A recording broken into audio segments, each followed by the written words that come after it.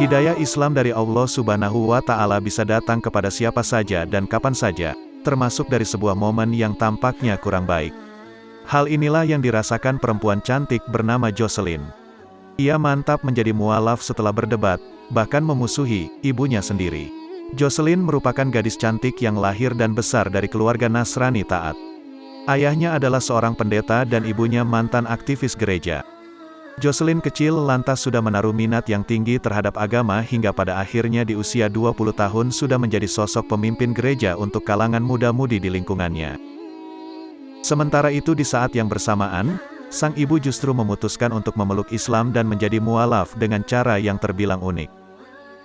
Apa yang terjadi kepadanya adalah ia ingin menulis sebuah artikel dalam majalah mengenai haji, dan ia lantas bertanya kepada kawannya yang muslim.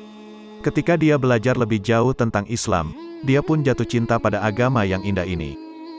Mengetahui ibunya menjadi mualaf, Jocelyn sebagai seorang pemuka gereja muda lantas panik. Ia pun mempertanyakan keputusan tersebut hingga dirinya dan sang ibunda kerap terlibat perdebatan.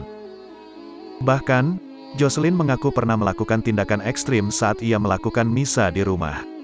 Tujuannya untuk menyadarkan ibunya kembali kepada ajaran agama sebelumnya. Dia tetap ibuku, aku ingat momen itu. Saat misa di rumah, aku sengaja mengencangkan musik untuk mengajaknya kembali ke Kristen, ungkap Jocelyn. Namun di satu sisi, ia merasa tindakannya tersebut salah hingga akhirnya memutuskan tidak lagi menjadi pemuka agama dan pergi merantau ke luar negeri. Saat itulah menjadi awal mula perkenalannya dengan ajaran agama Islam. Sebelum pergi, ibunya ternyata menyelipkan kitab suci Al-Quran dengan menuliskan sebuah pesan, jika suatu saat ingin berdebat dengan Muslim, kamu harus memahami apa yang mereka percayai. Jocelyn yang penasaran lantas mempelajari kitab suci umat Islam hingga akhirnya sadar ternyata jauh lebih banyak kesesuaian isi dan ajaran yang terdapat dalam Al-Quran dengan apa yang tertuang dalam Alkitab atau bahkan Taurat.